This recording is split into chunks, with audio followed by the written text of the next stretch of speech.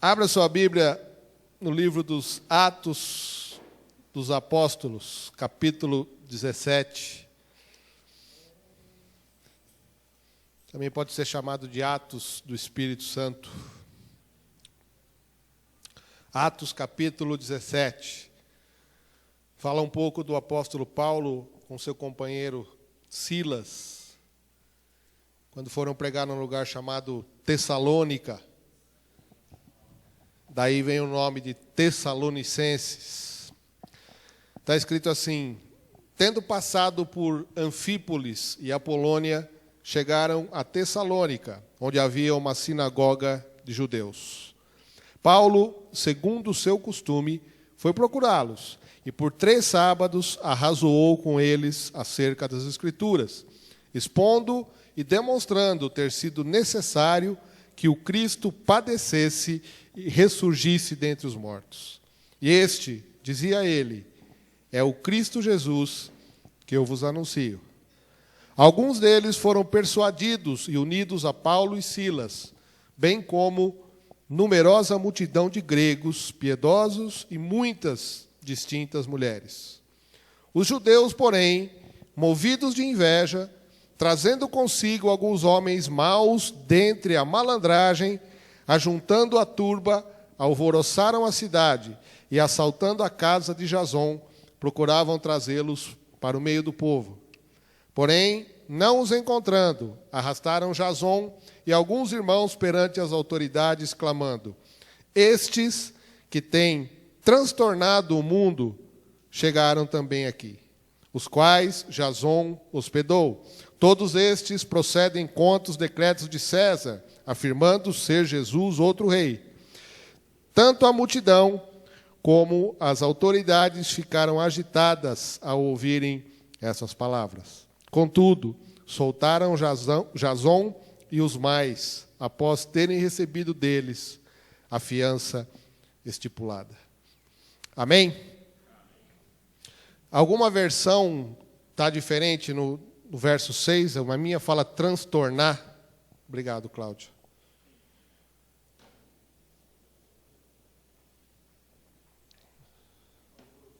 Alvoroçar o mundo, transtornar o mundo. Você já passou por algum momento assim na sua vida? Que parecia que estava tudo tranquilo, tudo em ordem, quando de repente chega uma notícia que transtorna tudo? Que muda toda a sua vida de um momento para o outro? Eu me lembro, um ano atrás, mais ou menos nessa época, num sábado que ia ter o chá das mulheres, o pastor Beni me ligou, falou: pastor, eu tenho uma notícia muito ruim para te dar. Falei: o que foi, pastor? A nossa irmã Raquel faleceu. Era um sábado, eu estava preparado para vir aqui para o chá, para trabalhar, né, que os homens trabalham no chá. Aí o pastor me ligou e falou: irmã Raquel faleceu. Então, nesse momento, o mundo dos filhos dela, do Fernando e do Cláudio, foi transtornado. Parecia que estava tudo bem, quando de repente veio a notícia que mudou todas as coisas. Mudou a nossa vida também naquele dia. Porque nós fomos atrás de preparar as coisas para o enterro, atrás de papelada, aquela coisa toda. Então, a nossa vida foi transtornada naquele sábado, foi alvoroçada. Aquilo que a gente pensou que ia fazer, não fez nada daquilo. Agora, pensa bem, né, com uma notícia dessa, pode transtornar as coisas, virar as coisas de cabeça para baixo. Esse texto está falando de um pregador do Evangelho muito usado por Deus, chamado Paulo, o apóstolo Paulo. E ele tinha um companheiro chamado Silas. E eles foram pregar nesse lugar. E o povo começou a ouvir alguma coisa que eles não estavam acostumados a ouvir. E o mundo deles parece que foi transtornado, porque eles pregaram uma palavra tão poderosa que mudou a vida de muita gente ali. E eles foram presos por causa disso. Então, a acusação contra eles é que eles tinham transtornado o mundo. Diz assim: estes que têm transtornado o mundo chegaram também aqui. Paulo e Silas, naquele tempo, não andavam de carro, não tinham celular, não tinham internet, não andavam de avião, mas eles conseguiram transtornar o mundo. E esse transtornar o mundo, na visão de Deus, é colocar o mundo de cabeça para cima, porque o mundo estava de cabeça para baixo, e a palavra, a mensagem do Evangelho vem para mudar a nossa vida e colocar a nossa vida de cabeça para cima. Todas as coisas que estão erradas, Deus começa a colocar no lugar. E muitos não estavam preparados para ouvir, principalmente os judeus, que queriam um outro Cristo, queriam um Cristo poderoso, um Cristo militar, um Cristo político que ia libertá-los do domínio de Roma. Então, a palavra diz que eles, movidos por inveja, prenderam Paulo e Silas, tentaram prender Paulo e Silas. Não conseguindo achá-los, foram atrás de outro sujeito chamado Jason, que os tinha hospedado. Então eu fico pensando, meu irmão, como é que esses homens conseguiram transtornar o mundo daquele tempo? Claro que o mundo daquele tempo era um mundo completamente diferente do nosso, né? O mundo conhecido naquele tempo era o mundo oriental, ali da Palestina, aquela região, Egito, África. Mas a verdade é que a palavra do Evangelho chegou e mudou todo o mundo conhecido daquela época. Sem nenhum tipo de tecnologia, sem nenhum tipo de invenção humana, mas era a palavra de Deus que chegava e mudava e transformava as vidas. Então, o que é que faz transformar o nosso mundo? Como é que nós podemos transformar o mundo que nós vivemos? Qual é o nosso mundo? Nosso mundo é a nossa casa. O nosso mundo é a nossa vizinhança. Eu estava conversando hoje com o pastor Beni. Eu às vezes me torno cansativo, mas para mim é uma experiência que está sendo muito boa. Eu tenho um vizinho que gosta de pôr funk, que gosta de pôr samba. E depois que eles põem tudo isso naquelas alturas que você não consegue fazer nada, quando termina tudo, eles começam a brigar. E é palavrão, e é xingamento. E eu comecei, há um tempo atrás, quando eu mudei para lá, já faz 2 anos, a amaldiçoar a vida daquele homem. E falar mal dele. E toda vez que ele punha aquela música, aquilo me incomodava de tal maneira que saía sempre alguma coisa, em vez de abençoar a vida dele, de amaldiçoar, de falar que ele era um vagabundo, e o vizinho de baixo concordava comigo, e realmente o cara não trabalha, é por isso que ele fica até essas horas tocando esse negócio. E cada vez vai ficando pior. E ele nem sabia de mim, né? Estava lá tocando o samba dele, a coisa dele. Quando eu passei a orar, quando eu passei a abençoar a vida dele, fazia mais ou menos uns 3 meses, meus irmãos, que ele não punha uma música lá. Nesse domingo, ele resolveu pôr. E glória a Deus também. E foi alto, foi até quando eu cheguei, eu saí com o barulho, voltei da igreja, estava o barulho ainda, até meia-noite. Mas não me incomodou mais. Nós fizemos até umas, tipo desses negócios aqui de isolamento, para ver se punha na janela. Eu falei, Sandra, larga esse negócio aí, não vou pôr esse negócio, não. Deixa o homem aí, vamos abençoar a vida dele. Hoje, quando o pastor Lucas falou para a gente orar, a primeira pessoa que me veio na cabeça foi ele. E eu abençoei a vida daquele homem. Sabe por quê, meu irmão? Porque eu quero mudar o mundo dele. E eu quero mudar o meu também. Então, para mim, não importa mais o barulho. O que está importando agora é aquele homem ser salvo. Ainda que eu tenha que aguentar por muito tempo. Mas a minha atitude mudou. E mudou o meu mundo primeiro, antes de mudar o mundo dele. E nós só vamos mudar Sabe, meu querido, uma situação que está ao nosso redor quando nós mudarmos primeiro em nós. Aqui em Atos, um pouquinho antes, do 16, no verso 16 está escrito assim: aconteceu que, indo nós para o lugar de oração, nos saiu ao encontro uma jovem possessa de espírito adivinhador, a qual, adivinhando, dava grande lucro aos seus seguidores. Seguindo a Paulo e a nós, clamava dizendo: estes homens são servos do Deus Altíssimo e vos anunciam o caminho da salvação. Isto se repetia por muitos dias. Então Paulo, já indignado, voltando-se, disse ao Espírito: em nome de Jesus Cristo eu te mando, retira-te dela. E ele, na mesma hora, saiu. Vendo seus senhores que se lhes desfizera a esperança do lucro, agarrando Paulo e Silas, os arrastaram para a praça, na presença das autoridades, e levando-os aos pretores, disseram: estes homens, sendo judeus, perturbam a nossa cidade, propagando costumes que não podemos receber nem praticar, porque somos romanos. Levantou-se a multidão unida contra ele, e os pretores, rasgando-lhe as vestes, mandaram açoitá-los com varas. E depois de lhe darem muitos açoites, os lançaram no cárcere, ordenando ao carcereiro que os guardasse com toda a segurança. Este, recebendo tal ordem, levou-o para o cárcere interior e lhes prendeu os pés no tronco. Por volta da meia-noite, Paulo e Silas oravam e cantavam louvores a Deus, e os demais companheiros de prisão escutavam. De repente, sobreveio tamanho terremoto que sacudiu os alicerces da prisão. Abriram-se todas as portas e soltaram-se as cadeias de todos. Sabe, meus irmãos, muitas vezes Deus nos leva a situações como essa. Nós estamos presos, somos açoitados, os nossos pés ficam presos no tronco. Sabe por quê? Porque quando acontece isso, a gente vai orar.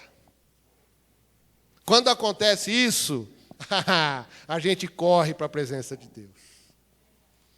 Porque o calo está apertando, porque a água está subindo, e a gente não tem mais para onde correr. Então, muitas vezes, Deus nos deixa ir. Vai, você quer ir por esse caminho? Vai. Pode ir. Deus vai dando corda, vai dando corda, vai dando corda. Até a hora que a gente percebe que foi longe demais. E aí a gente só tem um caminho, é correr para os pés do Senhor. E esses homens já tinham entendido isso, Paulo e Silas. Por volta da meia-noite, a palavra diz aqui que eles estavam orando e cantando louvores a Deus. Eles podiam muito bem estar murmurando: ah, Senhor, estou fazendo a tua obra, olha onde é que eu estou. O que está acontecendo? Só se esqueceu de mim. A palavra diz que eles estavam orando e cantando louvores a Deus.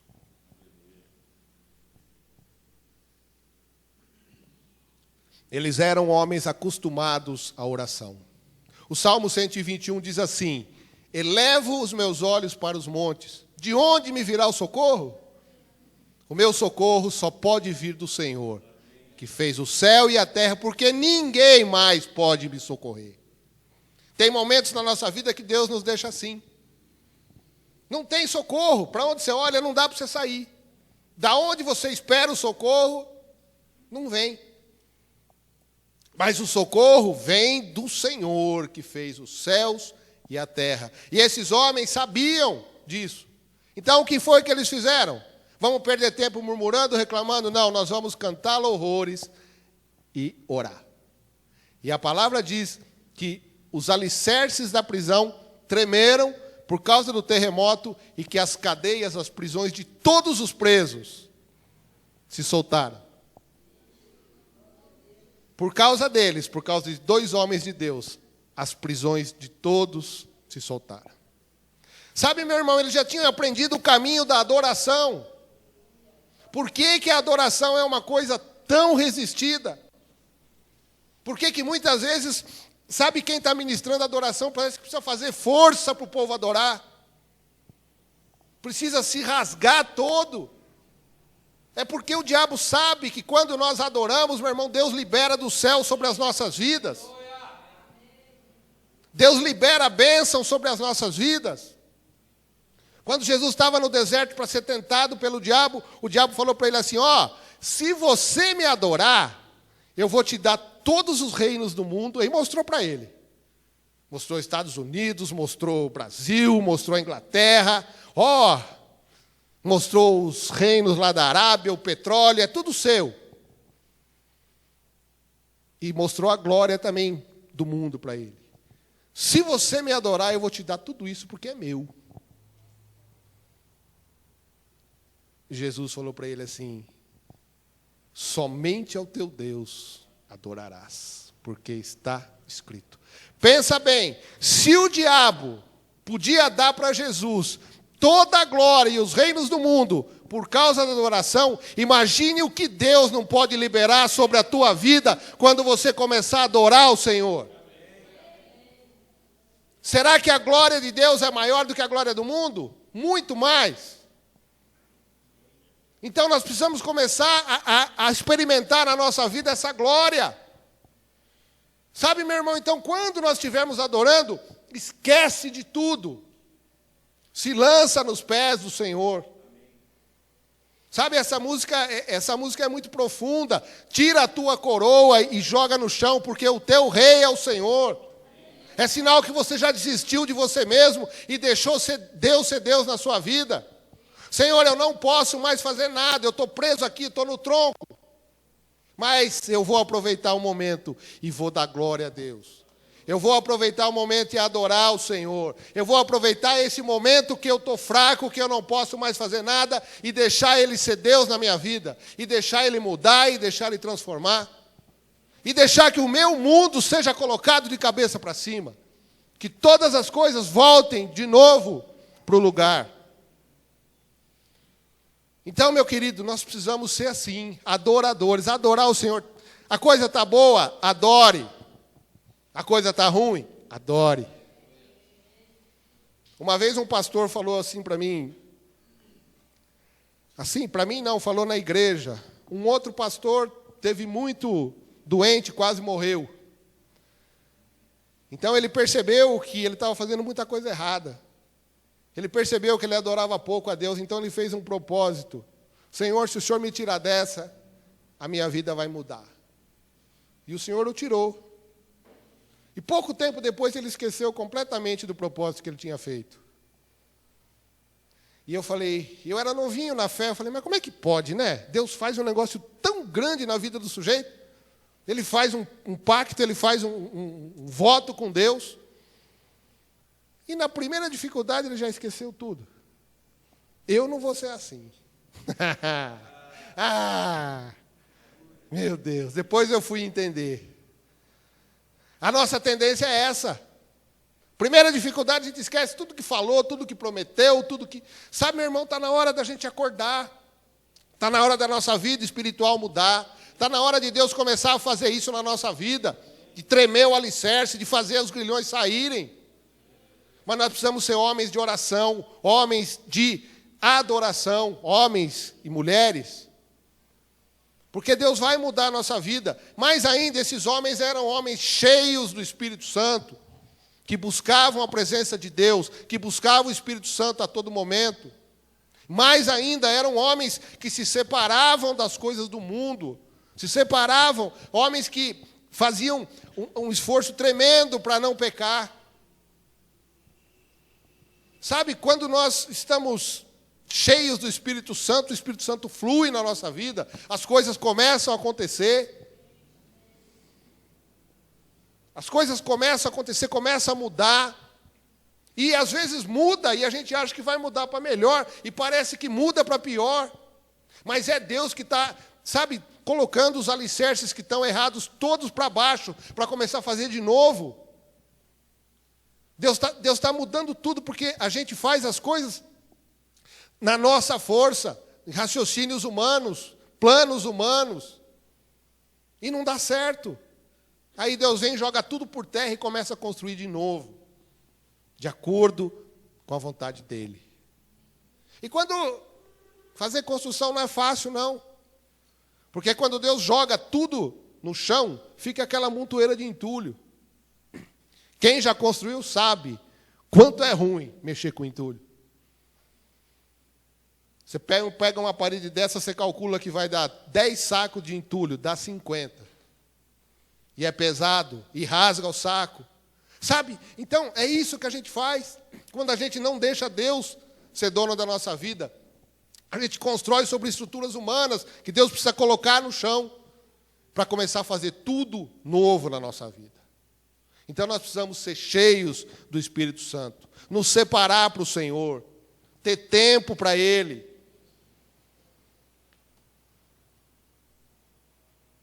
Sabe, muitas vezes, e isso está mudando na minha vida, quando a gente chega em casa do culto, a primeira coisa que a gente faz é, o que é? Ligar a televisão.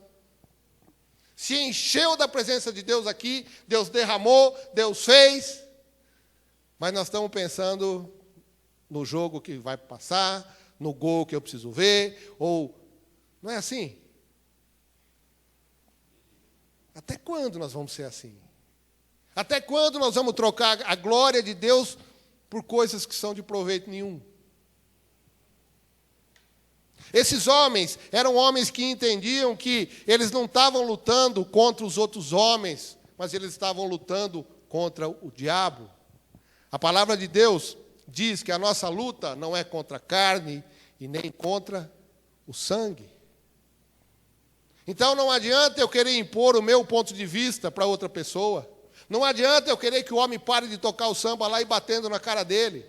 Eu preciso orar. Eu preciso amar esse homem. E Deus derramou um amor tão grande no meu coração que até eu me surpreendi. Como é que nós vamos mudar o nosso mundo? É mudando primeiro dentro de nós. Primeiro, sabe, deixando para lá tudo aquilo que a gente já aprendeu do mundo. O mundo te ensina a ser o mais esperto, a chegar primeiro, a querer tudo para você, não é? E muita gente embarca nessa e quer fazer isso com o Evangelho. O Evangelho é ao contrário. O Evangelho diz que você tem que ser o último, não o primeiro. O Evangelho diz que você não tem direito nenhum. O Evangelho manda você tomar a cruz. O Evangelho manda você perdoar. Então, esses homens estavam mudando o mundo daquela época. Por quê? Porque eles entenderam que a luta deles não era contra os homens, mas a luta deles era contra Satanás e os seus demônios. Então, meu querido, se a gente quer mudar alguma coisa no nosso mundo material, nós vamos buscar primeiro no mundo espiritual. Ser cheios do Espírito Santo. Sabendo que você não está lutando contra o homem, mas você está lutando contra o diabo. E essas maneiras humanas já não servem mais para nós. Já não tem mais efeito na nossa vida. Como é que eu vou mudar a vida de alguém? Orando por ele. Sabe, e mais ainda que eu entendi, eu não posso mais orar por aquele homem para que ele se converta e ele pare de tocar o samba dele e eu pare de ouvir e pare de ser incomodado. Não é isso mais que importa. O que importa agora é que ele seja salvo. Mas nós somos duros demais para entender. Já sabemos como é.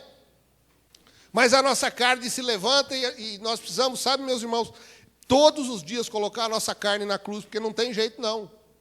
Ela vai se levantar. Nós estávamos conversando, eu e o pastor Beni, hoje aqui, um pouco na tarde.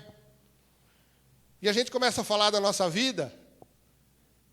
E assim, abrindo o coração, sendo sincero, não tendo máscara. E a gente percebe quanta coisa errada a gente faz ainda. Quanta coisa errada a gente consegue fazer ainda. Nós somos pastores, né? O cara... Não. Nós temos tantas dificuldades quanto qualquer um. Talvez até mais. As debilidades que nós temos, as coisas que a gente pensa, agora eu já venci isso, quando de repente faz de novo. De repente está agindo da mesma maneira, né? Sabe por quê? Porque a nossa luta, meu irmão, não é contra o homem, não é contra carne e sangue, mas é contra Satanás e os seus demônios. Esses homens aqui entenderam Não estavam brigando com o carcereiro. Não estavam falando para ele, você não pode bater em nós, não. Eu sou filho do rei, eu sou embaixador de Cristo. É mesmo? Espera aí para você ver.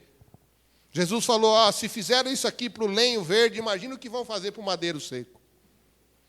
Então, meu irmão, evangelho é isso, é mudança, é transformação, é deixar as coisas para trás, deixar aquilo que já foi, deixar o velho para o novo entrar. Esses homens eram homens perseverantes.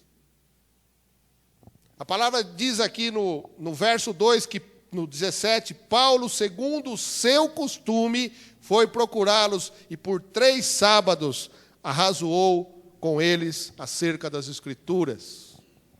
Aquele povo não estava acostumado a ouvir isso, não. E Paulo já sabia que muitos ali não iam crer. Paulo já sabia que muitos iam zombar dele. Sabia que a vida dele estava em perigo. Mas ainda assim, ele foi lá por 3 sábados para arrazoar com eles. Para explicar para eles, olha, Cristo morreu, ressuscitou, nos salvou, vocês precisam aceitá-lo como o Senhor da sua vida. Por 3 sábados. Eles podiam desistir, porque eles tinham sido presos, eles sabiam que existia o perigo de ser presos de novo, e quase foram. Mas eles perseveraram. O que Deus me chamou para fazer, eu vou fazer. E se o diabo ficar na frente, azar dele, porque nós vamos passar. A palavra do Senhor diz que as portas do inferno não prevalecem contra a igreja. É contra a sua vida que ele não prevalece, é contra a minha vida. Porque nós somos igreja do Senhor. Sabe, meu irmão, nós precisamos parar de ser crente mole. Qualquer coisinha a gente não quer mais saber, não quer mais brincar. Sabe? Quando a gente é criança é assim, a bola é minha, não cai, então tá bom, então ninguém joga. Pego a bola e vou embora. Acabou isso na nossa vida. Nós já somos crentes maduros. Está na hora de responder dessa maneira. Perseverou. Tá bom. Não deu certo, vamos de novo. Não deu certo, vamos de novo. Até a hora que nós vamos acertar. Porque em nós existe o Espírito Santo. Esses homens estavam acostumados à oposição. Eles não se espantavam mais com o que estava acontecendo, não.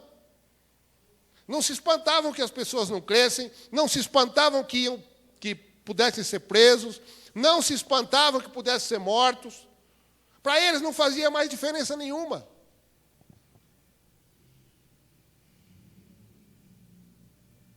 Eles estavam acostumados à oposição.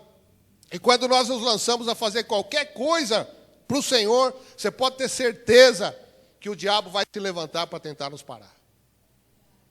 Essa é a coisa mais certa no reino espiritual. Se levante para fazer algo para o Senhor, para você ver se o diabo não vai se levantar. Mas eles estavam acostumados, não se espantavam mais. Tem um texto lá em 1 Coríntios que Paulo fala, nós somos abatidos, porém não destruídos, perplexos, mas não desanimados. Às vezes a gente escuta cada coisa, né? Fala, não, eu já vi, já ouvi tudo. Aí vem algo mais cabeludo ainda, você fala, meu Deus, como é que pode? Mas isso não nos desanima. Por quê? Porque nós estamos acostumados. Nós sabemos que vai ser assim, e vai ser mesmo. E vai ser dessa maneira. Esses homens tinham todos os motivos para desistir. Todos. Mas eles não desistiram.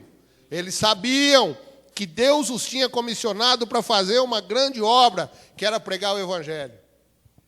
Então, meu querido, quando você se levantar para fazer algo, quando você se levantar para mudar o seu mundo, quando você se levantar para colocar as coisas no devido lugar, o diabo vai se levantar. Você precisa estar acostumado com isso. Não se espantar mais. Sabe, esses homens, Paulo e Silas, eram conhecidos pelo diabo. Eram conhecidos pelo inferno.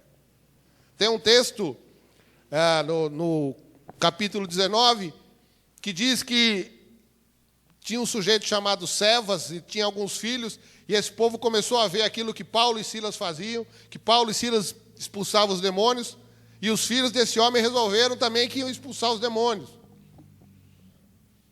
E foram para lá fazer isso. E o demoniado perguntou para eles aqui: escuta, em nome de quem vocês fazem isso? Ele falou: em nome de Jesus a quem Paulo prega. O diabo falou: é? Eu conheço Paulo. Conheço Jesus também.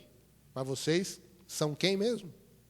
Aí diz que ele tomou-lhe uma biaba, todos eles, e saíram correndo do demônio. Sabe, meu irmão, qual é a nossa identidade? Como é que nós somos conhecidos pelo diabo? Como homens tímidos? Como homens que não vão até o fim? Como homens que param no meio do caminho? Que desistem? Que se amedrontam? Que se acovardam? Que deixam para amanhã o que tem que fazer hoje? Como é que é? Qual é a nossa identidade? Qual é o teu RG celestial? Como é que você é conhecido?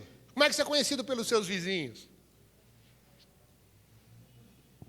Como é que eu posso pregar o evangelho para alguém que eu não gosto? Me explica. Como é que eu posso querer que a pessoa se converta se quando ele passa eu viro a cara? Como é que eu posso querer que a minha esposa me trate bem se eu a trato mal? Estava falando com o pastor Beni sobre isso. Debilidade que eu ainda tenho com a minha esposa. Às vezes sou rude, não tenho paciência. E quanto tempo faz que eu estou falando a mesma coisa? O pastor Beni falou: senta com ela de novo. Eu falei: eu já sei o que vai acontecer. Ela vai falar assim para mim: não adianta só falar, tem que fazer também. Você vem de novo com essa conversinha?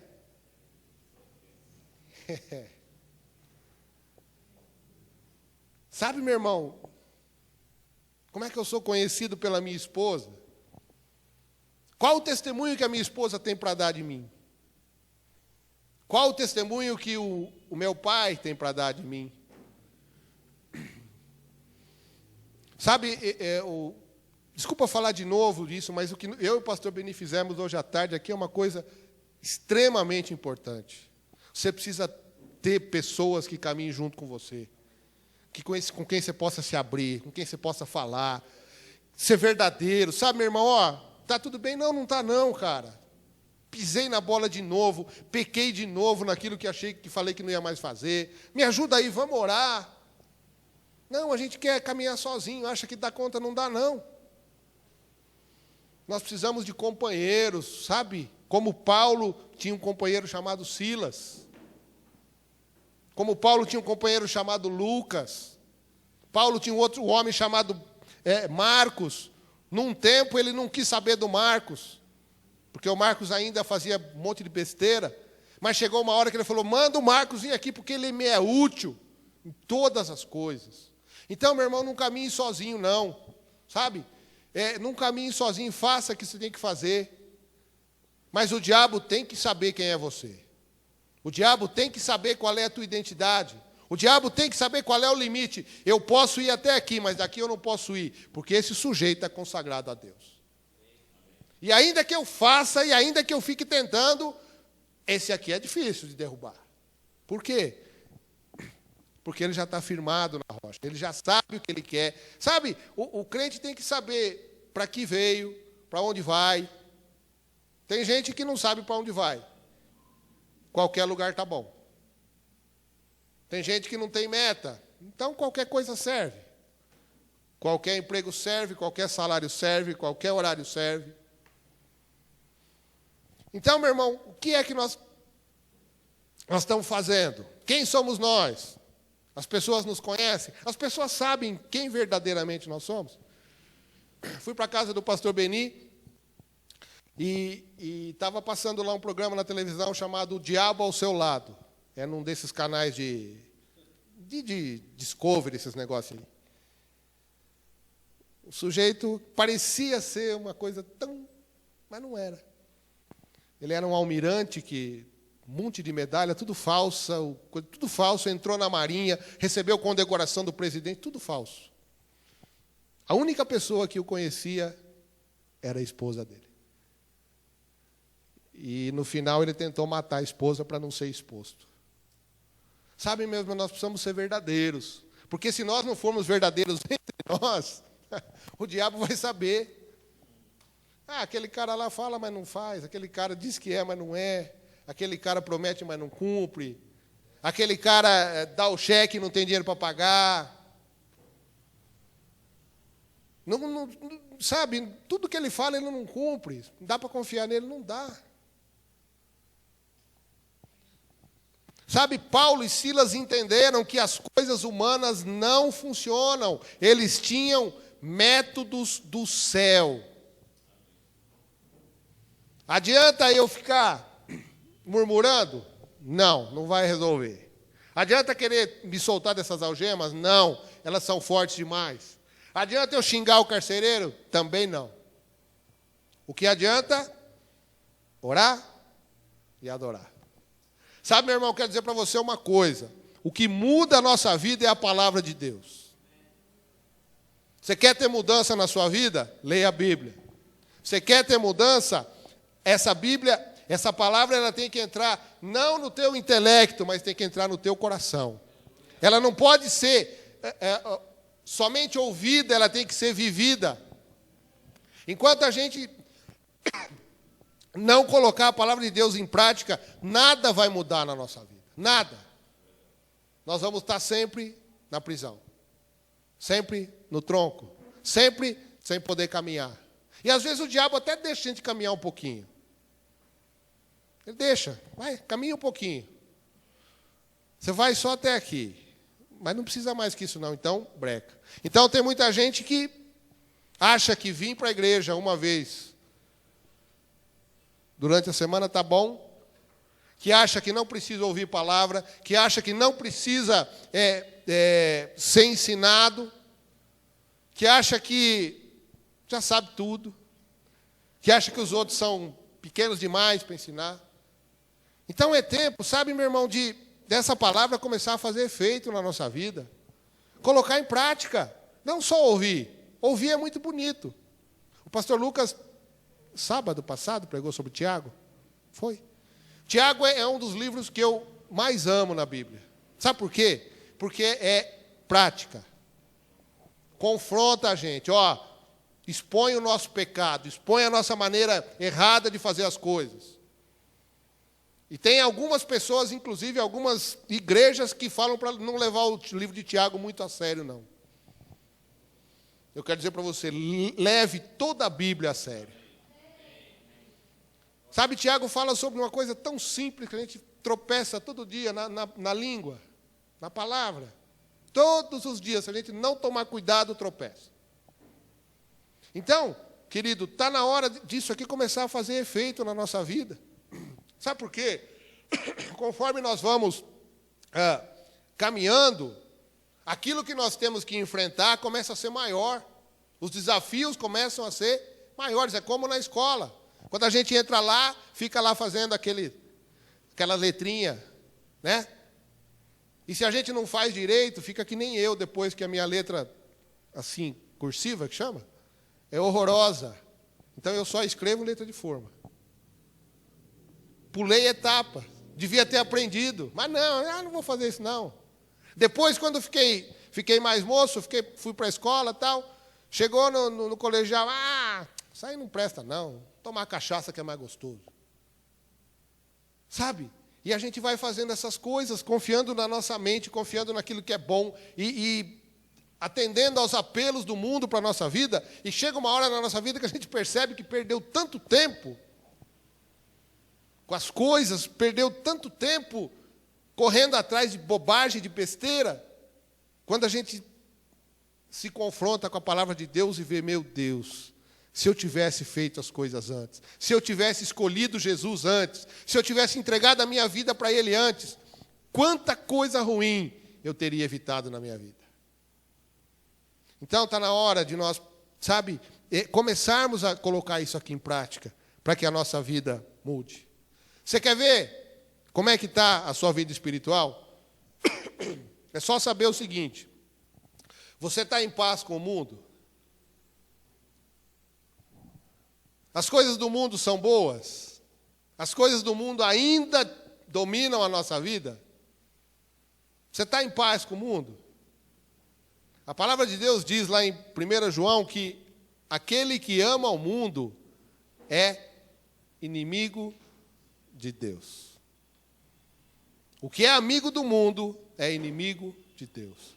Então, se a gente vai vivendo e as coisas do mundo para nós está tudo beleza, você não se sente incomodado com nada, meu irmão, preste atenção, tem alguma coisa errada na sua vida. E na minha também. O que nos atrai? O que nos consome mais tempo? A gente volta a falar que é uma coisa muito simples, mas é assim que funciona. Televisão, quanto tempo rouba de nós? Para ver o quê? A Bíblia diz que todas as coisas são lícitas, mas nem todas convêm. Todas são lícitas, mas nem todas edificam. Todas são lícitas, mas a gente não pode se deixar dominar por nenhuma delas. E você quer ver uma área que nos domina? A televisão, se você não tomar cuidado. A coisa mais comum do mundo é você sentar no sofá e perder 3, 4 horas diante da televisão. Mais fácil que tem. Agora, vamos fazer um propósito de oração? Você vai ver como é difícil. De madrugada? Meu Deus. Não vou levantar hoje não, vou orar deitado mesmo. Daí 2 segundos está dormindo. Hoje eu não vou orar meia hora, não, vou orar só 2 minutos. Hoje, você entendeu como é que é? E amanhã é outro problema, amanhã, hoje eu estou muito cansado, hoje eu vou ter que fazer isso, eu vou ter que fazer aquilo. Nós estamos num propósito de orar de madrugada. Eu pretendo viajar daqui a pouco. Vou viajar durante a madrugada. O que nós vamos fazer enquanto estamos caminhando? Orar. Vamos orar, não importa, vamos orar. Porque senão, daqui a pouco, se a gente não faz um dia, no outro dia não faz também. No outro dia também não faz. É a mesma coisa quando você deixa de estudar. Você para de estudar 6 meses para ver se você volta depois. Volta nada. Já está cansado, sua vida está...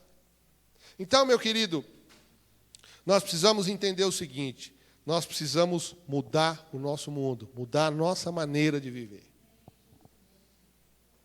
Porque senão, nós não vamos mudar nada nas outras pessoas, não vamos mudar nada na igreja, não vamos mudar nada no nosso bairro, não vamos mudar nada no nosso casamento. O Ian e a Juliana casaram há pouco tempo.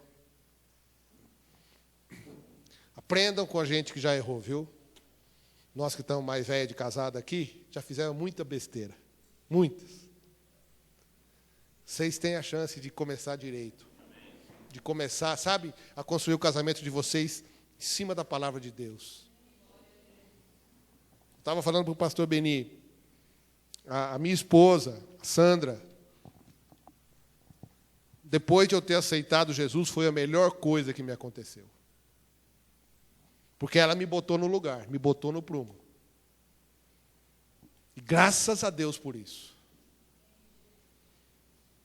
E ainda assim, tem horas que eu sinto até vergonha de como eu a trato. Mas eu não desisti de mudar ainda não.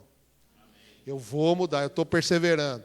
Vai chegar um tempo em que eu não vou ter mais vergonha, não vou ter mais, sabe, aquilo que, puxa vida, podia ter feito e fiz. Se não for assim, meu querido, nós não vamos mudar absolutamente nada. E Deus quer mudar a nossa vida.